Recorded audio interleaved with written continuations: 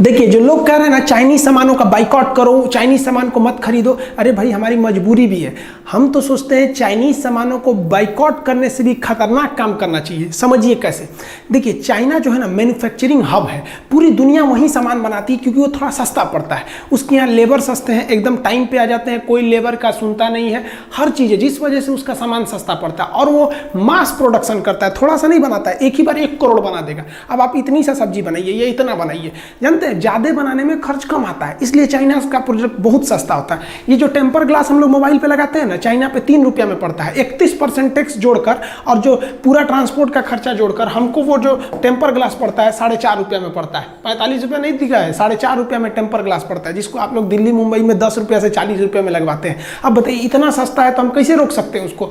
आप जो fast charger कहते हैं ना, 3 एम्पियर 5 एम्पियर का धड़ाक से चार्ज कर देता है, 45 रुपया है। हालांकि इसका रेट जो आता है वो 30 रुपये ही है, इसको टैक्स वगैरह जोड़ के 45 रुपये आता है। एयरफोन जो होता है वो 50 रुपये में आता है। 16 GB का मेमोरी कार्ड चाइना में 20 रुपये के आते हैं। सब इतने सस्ते सामान होते हैं, इसलिए मजबूरी बन जाती है लोगों का खरीदना, क्योंकि ये बहुत ही, हम लोग के यहाँ आधे से ज़्यादा लोग गरीबी रेखा के नीचे हैं, तो हम लोग की मजबूरी भी है। लेकिन ये सारे सामान चाइना के अलावे ताइवान में भी सेम रेट में मिलते हैं, वियतनाम में भी सेम रेट में मिलते हैं सब।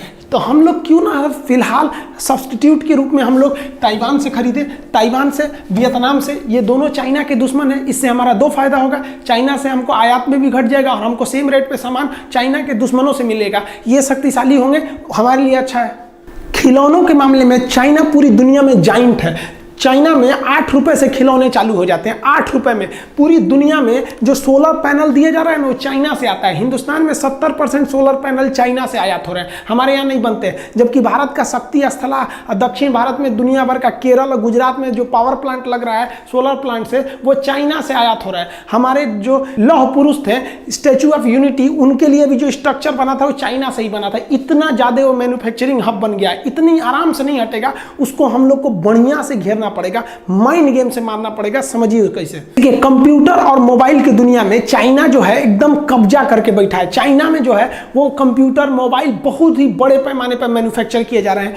ये जो कैमरा होता है ना, शादी ब्याह में रिकॉर्डिंग वगैरह करते हैं, उसका भी चाइना बहुत बड़ा हब है। सीसीटीवी कैमरा का चाइना बहुत ही बड़ा एक्सपोर्टर कंट्री है। चाइना के पास हर तरह के सीसीटीवी कैमरे होते हैं। जनरली 2 टाइप का हम लोग यूज करते हैं। गोल वाले को कहते हैं डोम कैमरा, ये चौड़ाई में देखता है और वाटर प्रूफ नहीं होता, इसलिए इसे घर के अंदर लगाया जाता है। और ये जो लंबा वाला होता है इसे कहते हैं बुलेट कैमरा, ये लंबी दूरी को देखता है और वाटर प्रूफ होता है, इसलिए इसे बाहर भी लगाया जा सकता है, इसलिए इसे इंडोर, इसे आउटडोर कहते हैं। इस तरह के सीसीटीवी कैमरे के लिए चाइना बहुत बड़ा उत्पादक है। चाइना के आप किस किस सामान का बाइकआउट करने को कह रहे हैं? आपको पता है जो पीवीसी टेप चिपकाया जाता है ना, तार वगैरह को चिपकाने के लिए, चाइना से आता है। छोटे बच्चे जो कंचा गोली खेलते हैं ना, वो चाइना से आता है। चाइना अपने कस्टमर्स का बहुत ही ख्याल रखता है, लेकिन इंडिया वाले क्या करते हैं, कस्टमर का ख्याल नहीं रखते। अपना मुनाफा कैसे होगा। अब सोचिए छोटा बच्चा गोली खेलने जाता है, सोचता है गोली बड़ा रंग बिरंगा हो, एक साइज का हो, एकदम बिल्कुल गोल हो। हिंदुस्तान का गोली दिखे टेढ़ टाढ़ ऐसे रहता है, इंडिया का लड़का लेता ही नहीं, कहता है चाइनीज गोली दो, एकदम रंग बिरंगा दे दिया।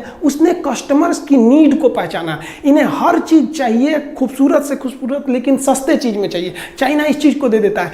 जो आप ये जो टाई देखते हैं, तार जो होता है ना, इसको टाई बोलते हैं लोग। तार 4-5 तार गया रहता है एक पास, तो इसी में फंसा के हम लोग टाई से और इसमें कस देते हैं। ये दोबारा खुलेगा नहीं, फिर काटना पड़ता है। हम लोग रस्सी बांधते हैं ना, तो इसको टाई लगाना पड़ता है। आप जो टाई खरीदते हैं वो चाइनीज रहते हैं। आप जो ये क्लिप हुक खरीदते हैं वो चाइनीज आ गए हैं। सब तार और ठोकने के लिए चाइनीज कांटियां आ गई हैं। किस चीज का बहिष्कार कीजिएगा आप लोग। जो हम लोग मेहंदी लगाते हैं ना, महिलाएं मेहंदी लगाती हैं, अपने यहाँ कहा जाता था जिसकी सास बहुत मानेगी उसी का मेहंदी लाल होगा। ससुरा चाइनीज मेहंदी आ गया है, जिसकी सास मर भी गई है उसका भी एकदम खतरनाक लाल कर देता है। और लड़कियां इसी को प्रीफर करती हैं। सुबह शादी में जाना है तो रात में लगाओ, एकदम चटकार लाल कर देता है, और 2 दिन बाद ऐसा उजड़ता है जिसे लगता है कोड़ फूट गया। लेकिन ये लोगों के तत्काल जरूरत को पूरा कर देता है। किस किस चीज को रोकेंगे? महिलाओं का जो कॉस्मेटिक का आइटम है उस पर चाइना का कब्जा होते जा रहा है। लिपस्टिक को जो ठोड़ रंगने वाला होता है उससे लेके कॉस्मेटिक, एक से एक क्रीम पाउडर आ गया है ना कि आप चेहरा पे रंगिएगा तुरंत गोरा कर देते। एक चाइनीज कॉस्मेटिक के सामान आ गए हैं, काजल से लेके नेल पॉलिश से लेके किस किस चीज को रोकिएगा, पूरी तरह चाइना भरते जा रहा है। क्यों?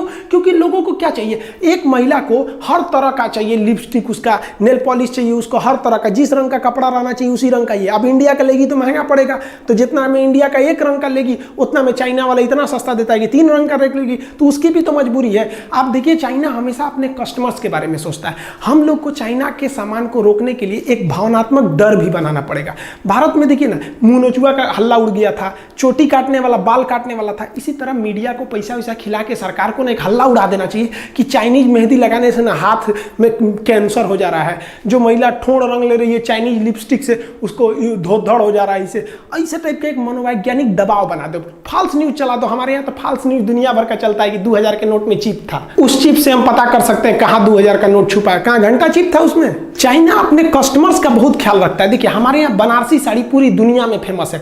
बनारसी साड़ी देखिए, ये बहन जी पहनी है, कितना बढ़िया लग रहा है। लेकिन भारत ने अपनी बनारसी साड़ी एक सूडान नाम के देश को निर्यात किया, वहां से रिजेक्ट हो गए सब, भारतीय साड़ी बर्बाद हो गए। लेकिन वहीं पे चाइनीज साड़ियां चल गई, क्योंकि सूडान की जो महिलाएं होती हैं इस तरह से होती हैं। अब ये वाला साड़ी उनको पहना दीजिएगा तो लगेगा समियाना ओढ़ ले भाई, उसमें थोड़ा सा चेंज करना पड़ेगा ना। उनकी हाइट 6 फीट होती है, हमारे यहाँ 5.5 फीट की लड़कियां होती हैं सब, तो सड़िया को थोड़ा सा चौड़ा करना पड़ेगा ना, नहीं तो यही वाला पहना देंगे उन लोगों को तो स्कर्ट की तरह लगने लगेगा, रिजेक्ट हो गया। हम लोग कस्टमर्स का ध्यान नहीं रखते हैं, चाइना बहुत ही ध्यान रखता है। वो कोई भी चीज बेचने से पहले अपने टॉप ग्रेड के अधिकारियों को भेजता है अब पता करने के लिए कि पता करो वहां कस्टमर की डिमांड कितनी है, कितना पैसा खर्च कर सकते हैं। आप देखेंगे भारतीय टॉर्च इस तरह के थे, सजुरा में महीना में 50 रुपया के सेले लग जाता था, चलाइए तो फिर ढीला हो जाता था, चलते चलते बुझ जाएगा। एक बार हमारे यहाँ सांप निकला था, खोज रहे थे तो बुझ गया। यहाँ पे चाइना आया तो देखा लोगों की सोच कैसी है, तो चार्जिंग वाला टॉर्च लगा दिया, अलग से चार्जर नहीं, उसी में एक तो दे दिया कि भैया पीछे से चार्ज कर दो, आगे से फोक्स मारने वाला लगा दिया, खड़ा कर दीजिए तो इधर से चौड़ा रोशनी मारेगा, कस्टमर के हर एक डिमांड को पूरा कर दिया। वो अलग बात है कि अभी मोबाइल का फ्लैश लाइट इतना ना आ गया है कि अब टॉर्च धीरे धीरे विलुप्त हो रहा है। मेरा कहना है कि कितनी चीज को जोड़िएगा, बहुत से ऐसे चीज तो आप जानते नहीं है जिसको यूज करते हैं कि वो चाइनीज है। आप 2-4 चीज जानते हैं, एक तो मोबाइल, टीवी, ये सब चीज जान गए कि चाइनीज है, भगाओ इनको भगा देने से चाइना भाग जाएगा। नहीं, हमको ये मौका नहीं गंवाना चाहिए। भारत सरकार चाइनीज सामानों पर 31% टैक्स लगाती है।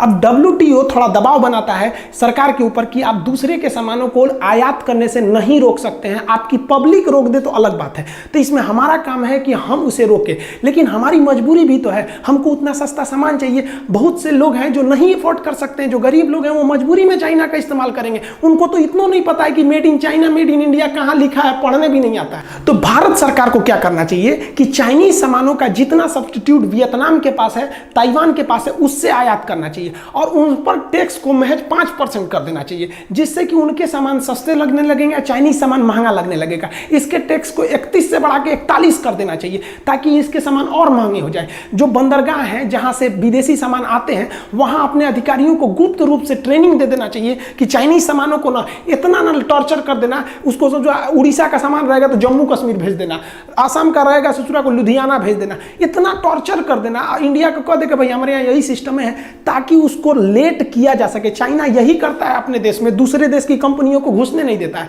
और वियतनाम जो ताइवान से कंपनियां हैं उनको सहूलियत दीजिए, धीरे धीरे इंडिया के जो डिस्ट्रीब्यूटर हैं, होलसेलर, वो कहेंगे यार चाइनीज सामान छोड़ो यार, उन सबको ले आने में बड़ी माथापच्ची हो जाता है, उससे अच्छा ताइवान से लो, जब सेम रेट में मिल रहा है, वियतनाम से लो सेम रेट में मिल रहा है। चाइना तंग आ जाएगा, फिर चाइना आप पे दबाव बनाएगा। तो चाइना से कहना पड़ेगा भैया साफ देखिए कि भाई आप हमारे देश में बेचिए, नो डाउट बेचिए, हम आपको 31% की जगह 25% टैक्स लेंगे, 20% टैक्स लेंगे, लेकिन आप भारत में कारखाना खोलिए। भारत में कारखाना खोलेगा तो भारत को बहुत फायदा, जमीन भारत से खरीदेगा, यहीं से ईंटा उटा खरीद के बिल्डिंग बनाएगा, यहाँ जब उत्पादन करेगा तो भारत की GDP बढ़ेगी, यहाँ के लोगों को रोजगार मिलेगा। क्या अपने यहाँ से मजदूर को थोड़ी लाएगा, ले आ दिया तो और फायदा। क्यों? क्योंकि जब आप देखिए पटना में लड़के पढ़ने जाते हैं, दिल्ली में पढ़ने जाते हैं, तो बाहर से जैसे लड़के आते हैं ना, तो वहाँ का मकान मालिक राजा हो जाता है कमा के, वहाँ दुकानदार, सबको फायदा हो जाता है। तो और अच्छा है ससुरा, चाइना से लोग आओ यहाँ पर, यहीं के सामान खरीदोगे, यहीं पे घूमो फिरोगे, और फायदा हो जाएगा।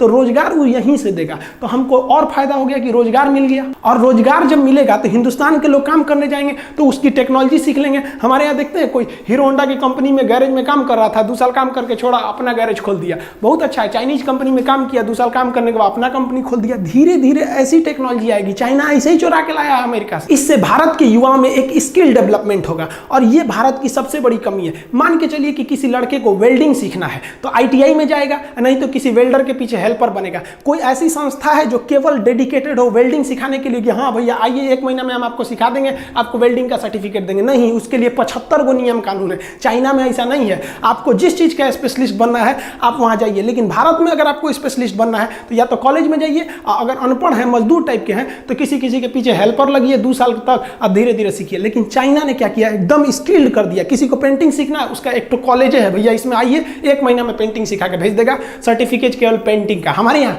ITI, IIT, BE, BTech, MTech, lab मार डालेगा उसको पढ़ा के। जो चाइनीज ऐप हैं जैसे टिकटॉक है, वीमैट है, वीचैट है, बहुत ज्यादा 52 से ज्यादा ऐसे ऐप है जिसको सरकार ने बैन किया है, उस पर निगरानी रखने के लिए कहा है, अभी बैन नहीं किया है। ये अपना डाटा जो है ना उसको स्टोर करते थे चाइना में। जैसे मान लीजिए आप शादी में गए, कोई रिकॉर्डिंग किए, तो वो रिकॉर्डिंग कहाँ आता है, आपके मेमोरी में। हम ये यूट्यूब पे वीडियो बना रहे हैं, ये ना आपके मेमोरी में ना मेरे मेमोरी में, ये कहाँ गया, तो ये यूट्यूब के सर्वर में गया। तो भारत सरकार को भी चाइना के जितने भी ऐप हैं कहना चाहिए कि भैया तुम ऐप आओ, क्योंकि तुम तो है प्ले स्टोर पे, हमारे पे तो हो नहीं, आओ, लेकिन तुम जितना डाटा यूज करोगे ना उसको भारत में रखना पड़ेगा। अब वो भारत में रखेगा तो उससे भारत में भी रोजगार बढ़ेगा और हमारे डाटा भी लीक नहीं हो सकते हैं, और धीरे धीरे उसको दबाव बना के धीरे धीरे पब्लिक ही छोड़ सकती है, क्योंकि WTO के नियम के हिसाब से गवर्नमेंट किसी पे जबरदस्ती बैन नहीं लगाएगी। चाइना के सामानों को बाइकआउट नहीं कराना है, उन ससुरों को मंगाना है और यहीं बनवाना है। ऐसा दबाव बनाना है कि अगर नहीं बनाएगा यहाँ पे ना, डायरेक्ट मंगाएगा ससुरा पे 40% टैक्स,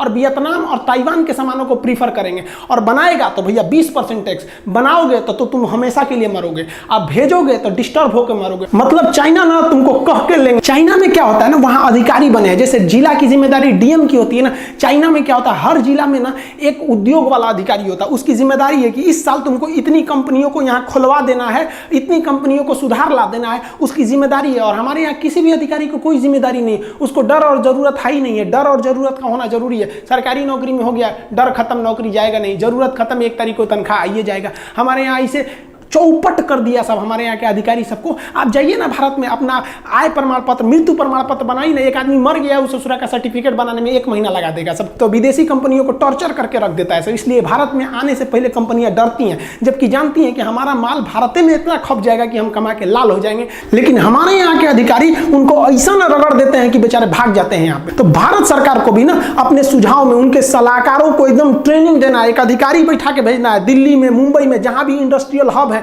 कि हमको हर साल यहाँ 200 फैक्ट्री बढ़ जाना चाहिए, नहीं तो ससुरा गोली मार देंगे तो हम यहाँ पे।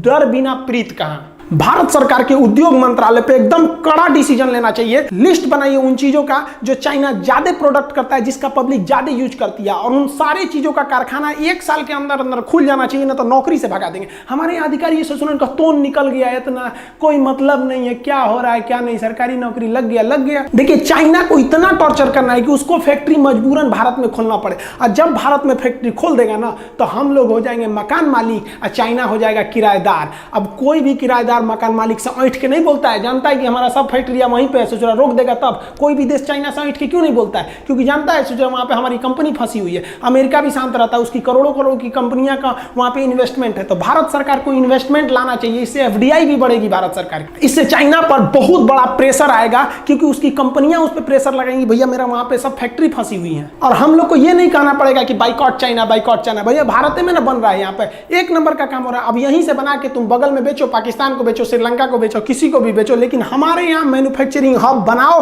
हमारे यहाँ बेचना है तो बनाना पड़ेगा, नहीं तो भाड़ में जाओ ससुरा। हमारे यहाँ दिक्कत क्या होता है, एक टुटपुजुआ नेता चल जाता है ना, उसके पीछे 50 को पुलिस वाला जाएंगे, नेताजी जा रहे हैं, नेताजी जा रहे हैं। और हमारे यहाँ वैज्ञानिक सबको कोई वैल्यू नहीं दिया जाता है। हम एक बार दिल्ली से पटना आ रहे थे, हमारे बगल में एक आदमी बैठे हुए थे, ऐसे परिचय हुआ तो बताया कि हम DRDO में हैं। अब बताइए DRDO का साइंटिस्ट एक साधारण जहाज से जा रहा था, बताइए उसके लिए ये सम्मान की बात है। अरे भाई नेताओं को जो मिलते हैं ना, हमारे जो इसरो चीफ हैं, ये सड़क पे ऐसे जाएंगे, यहाँ पे इनको 2 पुलिस दे देता है। अरे इनको भी ब्लैक कमांडो मिलना चाहिए। जब भारत का साइंटिस्ट कहीं जाए ना सड़क पर, तो उसको चारों ओर से पुलिस हटा दे, सबको हटो हटो, कौन जा रहा है भाई साइंटिस्ट। तो लोगों को भी दिल में देख के एक हौसला बढ़ेगा कि नहीं, हमारा देश साइंटिस्ट के साथ खड़ा है। आने वाली पीढ़ियां भी उनसे प्रेरणा लेगी और पढ़ाई में जी जान लगा के पढ़ेंगी। लेकिन हमारे यहाँ क्या होता है, पढ़ने पर जानते हैं कोई क्या बनता है, पढ़ के क्यों राजा भइल बा। अरे आप पढ़े लिखे लोगों को राजा की तरह सम्मान दीजिए, नहीं तो ये देश एक दिन खोखला हो जाएगा। नेताओं से ज्यादा सम्मान भारत के इन साइंटिस्टों का होना चाहिए। ये भारत के असली कर्णधार है। इनके बदौलत अगर हम रहेंगे,